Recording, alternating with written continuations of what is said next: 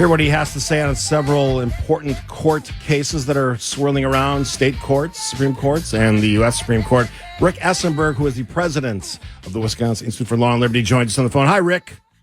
Hey, how are you? Great to talk to you as always. Let's start with a case from Michigan.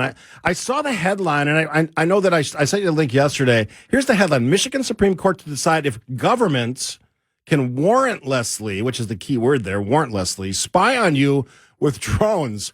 I hope you had a chance to review the case. It's kind of an interesting look at something that a lot of us take for granted. You need a warrant to search, but maybe you don't? Well, maybe you don't. I mean, in fact, there are a lot of situations where searches can be had without a warrant, and technology always makes the question harder. So there's a line of Supreme Court cases that said if somebody flies a plane over your house and does aerial photography and sees you doing something wrong in your backyard, that is something that the courts consider to be open for everyone to observe, even though they flew over with a plane, and a warrant is not needed to do that. The question then becomes, well, what if they're using a drone? A drone makes that a lot easier than, having to use an airplane. And the Court of Appeals in Michigan initially decided that does violate the Constitution's warrant clause, that you can't get around the warrant requirement by flying a drone over somebody's house. But the problem there was that this wasn't a criminal case. This was a zoning violation. Mm-hmm. These people had like junkers, junked up cars in their backyard. They weren't supposed to do that under the applicable zoning ordinances. So this was really an effort to enforce the zoning law. Now, there's this thing that the courts came up with maybe 60 years ago, although in Wisconsin we've had it for longer than that. And it's called the exclusionary rule. And this is what we see a lot of times on police procedurals on TV where, they violate the Constitution, they violate the warrant clause, they do an illegal search, and the evidence against somebody accused of a crime gets thrown out. And so the question that the most recent decision in the Michigan court wrestled with was, well, does that apply to a zoning ordinance? These people aren't going to be accused of a crime. They're probably going to have to be told to move the cars out of their backyard.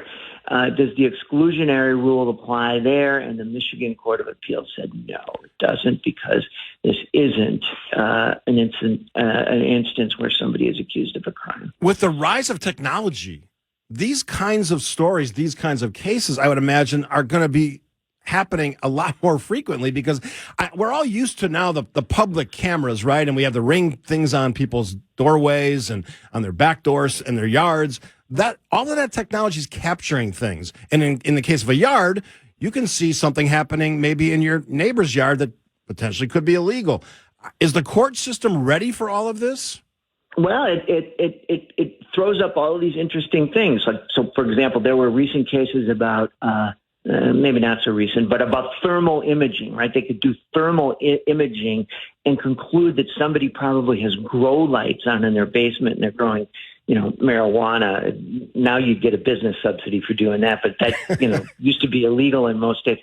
And an opinion that was written by Scalia, of all people, the court said, you can't get around the warrant requirement by doing that. There are cases that involve, geofencing and, cell phone location data, and when can you use that and when can't you use that? And it seems to me that technology is only going to get more intrusive. I mean, most people don't actually realize the extent to which their movements along public streets are recorded by not only poll cams, but oftentimes by cameras that are on police vehicles. Mm-hmm. And so, if you may think that nobody was watching you while you were driving around or walking around, but that's not necessarily the case. I'm fascinated by this stuff because the technology is not going anywhere. The ever increasing numbers of points of contact that you have, not only with the video, but also now with your cell phones pinging. That's been around for a long time. That's how they used to track, in some cases, people stealing someone's cell phone or using their car to abduct people. That's been around for a while. But as this technology keeps advancing, is this something the U.S. Supreme Court will eventually come up with a sort of a ruling that says this is what's allowable, This is what's not. Do we see that happening? Well, but they're going to do it on a case by case basis. If it's done by the courts it's going to be done as opposed to Congress. It's going to be done by case basis. And so, they don't get to decide something unless somebody gets accused of a crime, let's say, and the evidence was gathered in a way that they think violates the Constitution, and then they take that case up to challenge their conviction or because they made a motion to have the evidence thrown out, and then the court has to decide that. And so it winds up getting decided not by like a comprehensive set of rules which says exactly what you can do and what you can't do, but by a series of decisions about whether this was okay and why, and whether that was not okay and why. And then, people who are in law enforcement or people that are criminal defense lawyers and people that are accused of crimes have to kind of sort and put that all together to try to figure out whether or not in any particular instance there's been a violation of the law. So it's way more messy than it would be if, say, Congress passed a law and says you can do this and you can't do that. And there are some laws like that, but there isn't anything really comprehensive that deals with all these questions. Yeah, we have states that are trying to do things with technology now. The state of Montana banning TikTok on devices, and state by state government phones, issued cell phones, smartphones, have also had that platform removed. So those little things are already happening. Well, and that raises a whole other thing. I mean, we've been talking about the government's ability to use technology to track you, but what about private entities which are tracking you because you wanted to look at a cool new sofa online, and you accepted cookies or you agreed to their terms of service, and so now people not only know where you are, but they also know what you've been doing online. And we've all seen this. We go shopping for something on Amazon, and then we go over to Facebook or we go, read the National Review like I do. And all of a sudden, all these ads pop up right. that relate to the thing that you just shopped for on Amazon. There's nowhere to hide, Rick. They're going to find out if they want to find out. There isn't, I've given up, but then it's easy for me. I'm a 67-year-old lawyer who lives an exceptionally boring life. I got nothing to hide because I got nothing going on. There you go. Sometimes boring is good, Rick. All right. Yeah. This story is not boring. And I guess if you're bored by politics, perhaps, and sometimes politics drives me nuts. The case of the documents, Mar-a-Lago, former President Donald Trump, it seems, and I mentioned this to you in an email exchange last night, it seems like this is coming to sort of a conclusion here at some point. Do you have a sense of where this is going to go, given what you know? Well, I mean, I think Andy McCarthy has a pretty good take on this. I mean, the problem here is that apparently none of these people who are elected to high office can somehow manage not to take these sensitive documents to their house or put them on their computer, right? I mean, Hillary Clinton couldn't do it. Trump couldn't do it. Then we found out that Biden couldn't do it. And then we found out that Vice President Pence couldn't do it. And so it becomes very, very difficult to prosecute any of them politically without looking like you're engaged in favoritism. And I think that the latest, and this is McCarthy's argument, he seems to believe that what DOJ is going to do is they're going to charge Trump. They're not going to charge him with violating secrecy laws for having the documents at Mar-a-Lago, but they're going to charge him for obstructing the grand jury if they can prove a case that he knew that when they asked him to, what documents do you have that are there at Mar-a-Lago, he knew that the ones that he was telling them about weren't the only ones.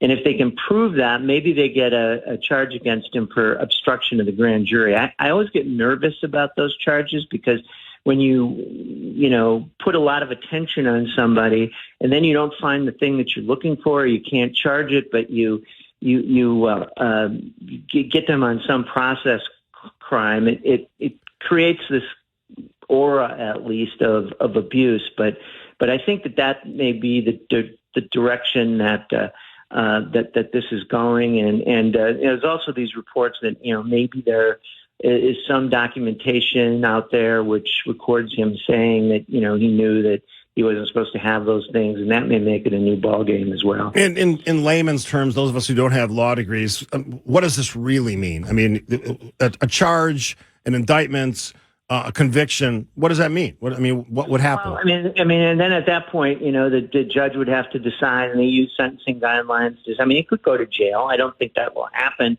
Certainly, there could be political fallout from it. But the problem I think with the world right now is that everybody is so committed to their political tribes that if you bring a charge against their hero, they'll believe that it's selective prosecution, or they'll believe that it's all made up. And so, I think what's happening right now is that a lot of these threatened prosecutions against Trump are actually probably helping him in the polls, because his strongest supporters are looking at that and they're saying, well, he's just being persecuted, so we're going to rally behind him. And that may not turn out to be the case once he's actually convicted of one of these things. But then again, this verdict in New York on the not a criminal case, but the civil case on assault of this woman doesn't seem to have hurt him in the polls very much, which is a little surprising to me. But that's where we are right now. I would argue that the case in Georgia is actually, to me, seems more straightforward. You try to interfere with an election, including with Republican elected officials. So it's not like they're your political enemy. And in the case of the president, he was recorded. That seems more clear cut to me. Now, that's a state. Right. I don't think the fact that it's a state case makes it any less serious. The problem there is going to turn on, I think, what do you mean when you say to somebody, find me some votes? Does that mean that I want you to do something illegally and not count votes that are accurate votes, or to make up votes or count votes that are bad votes? Or does that mean I just want you to look really hard and see if you can find instances of fraud? I think it was an extraordinarily stupid thing to say, and I think that the question rather really is a jury going to look at that and conclude that it's he intended, and it's reasonable to conclude that he was attempting to instruct those local officials in Georgia to engage in fraud, and that's going to be the question that I think is in that case. And I wouldn't feel that comfortable about that case were I representing Donald Trump. I think he's got some. He probably has some exposure there.